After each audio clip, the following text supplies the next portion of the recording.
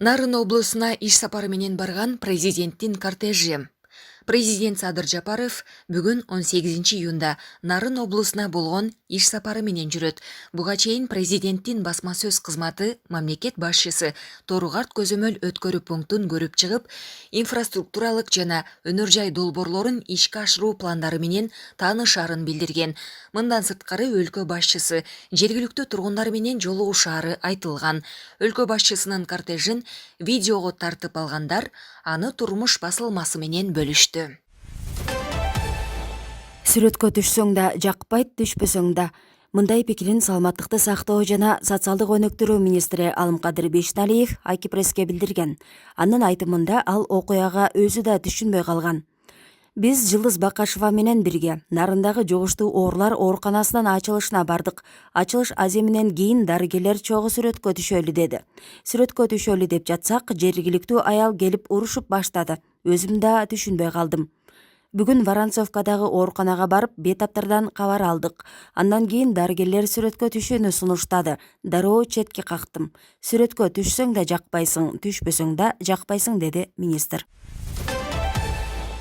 Тамашоочу актер Вайнер Актан Рыскелдиев менен Вайнер Чыңгыз Султанов депутаттардын кайым айтышын туураган тамашалуу вайн тартышты. Видеодон экс-спикер Дастанбек Жумабековду көрүүгө болот.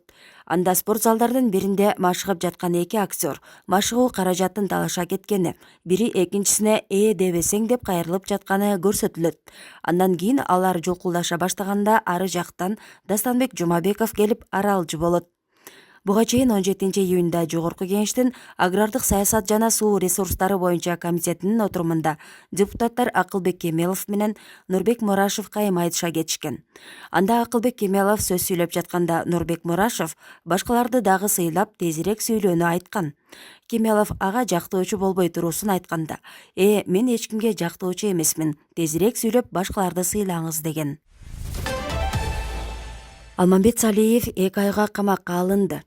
Президенттик аппараттын жетекчисинин мурдагы орун басары Алмамбет Салиевдин бөгөт чарасы аныкталып, улуттук коопсуздук боюнча мамлекеттик комитеттин тергөө абагына 16 августка чейин камакка алынды. Мындай чечимди бүгүн 18 июнда Бишкектин 1 май райондук соту чыгарды. Анын тарапташтары райондук соттун имаратынын алдына чогулуп, Алмамбет Салиевди үй камагына чыгарууну талап кылышты. Адвокат Жыргалбек Бабаев журналисттерге Салиев коюлган айыпты моюндабай турганын билдирди. Атайын кызмат аны 16 июнда Жазык кодексинин мыйзамсыз байуу беренеси менен козголгон кылмыш ишинин негизинде кармаган. УКМК Салиев, экс-президент Сооронбай Жээнбековдун тушунда артыкчылыктардан пайдаланып, соттордун ишине активдүү кийлигишкени, расмий кирешесине дал келбеген мүлктү сатып алганы аныкталганын маалымдаган. Алмамбет Салиев президенттик аппараттын жетекчисинин орун басары болуп, 2017 жылдын 11 декабрынан тартып, 2020 жылдын октябрь айына чейин иштеген. Бул кызматта турганда анын дарегине бийликтеги таасирдүү адамга айланды, сотторду жана күч органдарын жапырт көзөмөлдөйт деген сын айтылып келген. Кыргызстанда жакынкы 14 күндө COVID-19 жогорку көрсөткүчү катталат. Бул тууралуу 1 радионун түз эфиринде вирустук инфекцияларды көзөмөлдөө боюнча Республикалык илимий практикалык борбордун жетекчиси Зуридин Нурматов билдирди. Анын айтымында бул көрсөткүчтөр азыркы көрсөткүчтөрдөн 8-9 эсе көп болушу мүмкүн. Биринчи пандемия учурунда 2020 жылы апрель-майда карантин киргиздик. Оору жугузгандар кескен азайган.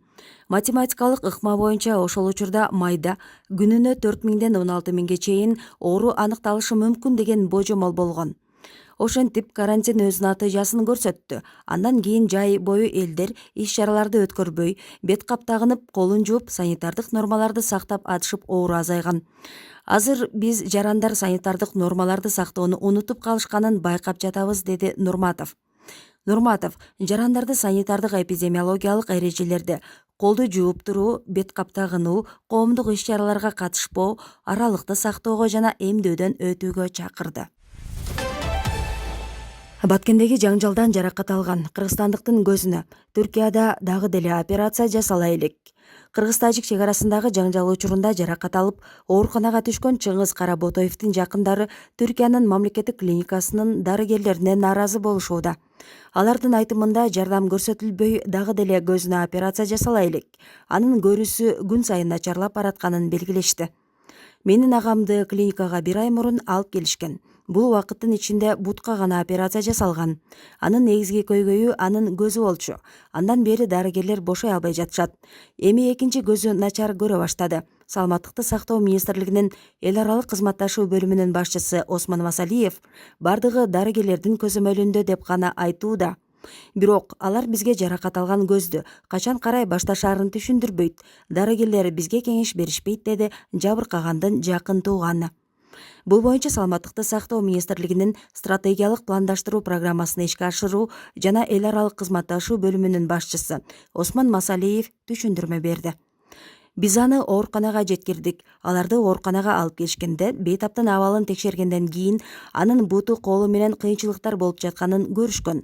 Сыныктын жаралары болгон. Ошондуктан бейтаптын бутун калыбына келтирүү жана сактап калуу үчүн биринчи кезекте дарыгерлер колго алышты. Алар бутка бир нече жолу операция жасашкан. Түркиялык дарыгерлер бейтаптын көзүндө операцияга тоскоол болгон шишик бар экендигин билдиришти. Азыр дарыгерлер көздөгү шишикти басуу үчүн дарылоо иштерин жүргүзүп жатышат, деди Масалиев. Булак медиа центр. Жеңиш Молдокматовдун кандайча камалганын ар бир кыргыз жараны билет. Ким каматса да аркасы жакшы болбойт. Молдокматовду жакынкы арада чыгарыш керек. Болгондо да алдап соолап, сен жакшы деп бошоткон оң. Кийин көчөдө жолугуп калганда жакшы мамиледе учурашып жүргөнгө. Мындай пикирин астролог Жанар Кадыралиев билдирди. Жеңиш Молдокматов президентке кайрылып, сиз Камчыбек Ташиевди тезинен жумуштан алыңыз дебеди беле. Ошонун эртеси эле Молдокматов камалды. Эгер биздин маекти Камчыбек мырза окуп жаткан болсо, бир гана кеңешим бар, жеңишти чыгарсын. Болбосо бул иштин акыр аягы Камчыбек үчүн жакшы бүтпөйт. Мен эми жөн эле кыргызча эмес, астрология илимине таянып айтып жатам. Астрология илими 97% кепилдик берет. Буга көп мисалдар бар. Алсак улуу атамекендик согушта Гитлердин түбүнө Сталин менен Уинстон Черчилль жеткен. Ошондой эле Ислам Каримовдун түбүнө Атамбаев жетти. Булардын ортосунда 8 деген сан турат. Ошол эле 8 деген сан Камчыбек менен жеңиштин ортосунда да турат. Ошон үчүн Камчыбек Ташиев акылына келсе, жакынкы арада Жеңиш Молдокматовду бошотсун. Мындан өзү эле чоң утушка ээ болот. Булак Айся Ньюс. Президенттин Нарын облусуна болгон иш сапары жыйынтыкталды. Кыргыз Республикасынын президенти Садыр Жапаровдун Нарын облусуна болгон иш сапары жыйынтыкталды деп билдирет президенттин басма сөз кызматы. Сапардын алкагында мамлекет башчысы Торугарт көзөмөл өткөрмө пунктунун иши менен таанышты. Анда Кыргыз-Кытай мамлекеттик чек арасы аркылуу жүктөрдү өткөрүү тартиби көрсөтүлдү. Андан соң Садыр Жапаров Ат Башы районунун жана Нарын шаарынын тургундары менен жолугушту. Президент жергиликтүү тургундарды кызыктырган суроолорго жооп берип, орто жана узак мөөнөткө пландалып жаткан социалдык, экономикалык реформалар жөнүндө айтып берди. Булак кабар кейжи. Министрлер кабинетинин төрагасы Улукбек Марипов Орто Токой суу сактагычынын абалы менен таанышты деп билдирет Министрлер кабинетинин басма сөз кызматы. Көрүнүп тургандай, суу сактагычта чындыгында суу аз. Суунун деңгээли төмөндөдү. Чүй облусунда суу катышуунун жетишсиздигинен улам Орто Токой суу сактагычынан суу алынып жатат. Бул аргасыз чара болууда.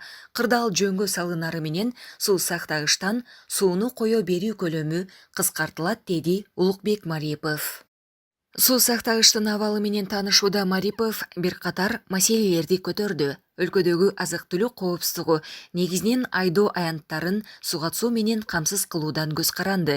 Эгерде сугат каналдары тазаланбаса жана оңдолбосо, сууну кое берүүнүн натыйжасы төмөн болот. Суу талааларга жетпей калат. Бул маселе жылдан жылга курчуй берет. Сууга байланыштуу маселелерди чечүү үчүн сууга болгон тарифтерди кароо, жергиликтүү суу пайдалануучулар ассоциациясынын жоопкерчилиги сыяктуу комплекстүү мамиле керектелет.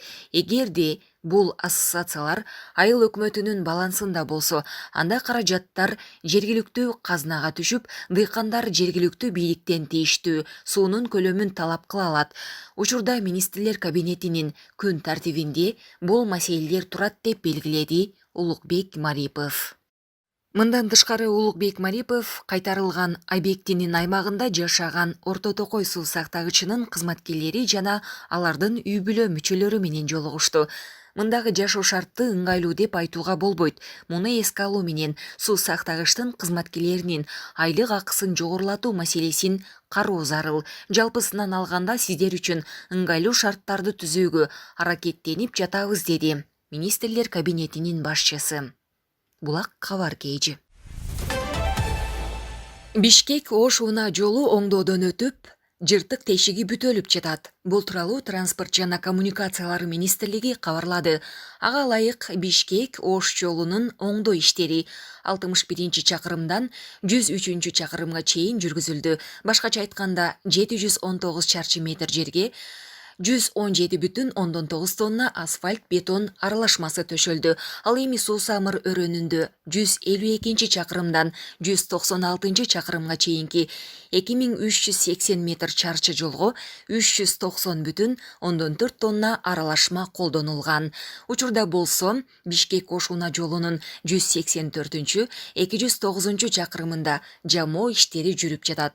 Ошондой эле жакынкы убакта Төө ашууда асфальттын 2 катмары алынып, жаңысы төшөлөрү кошумчаланды. Жолдун жээктери бекемделип, белгилерди орнотуу иштери жүргүзүлөт. Белгилей кетсек, бул жолдордун абалын жеринен көрүп, көйгөйдү коомчулукка жеткирүү максатында Спутник Кыргызстандын кабарчылары Ошко сапар алып, видео материал даярдаган. Бишкек Оштун бүтпөгөн жолу айдоочулардын айласын кетирип келет. Узаган аптанын дем алыш күндөрү өлкөнүн негизги трассаларында 15 адам набыт болгон. Айдоочулар аңгектен качсаң, дөңгөгө кептеген жол каргашанын бир себеби болуп жатканын айтышууда. Буга президент Садыр Жапаров да көңүл буруп, Ички иштер министрлигине жол кырсыктарын алдын алуу ишин күчөтүүнү тапшырган. Булак Спутник Кейж.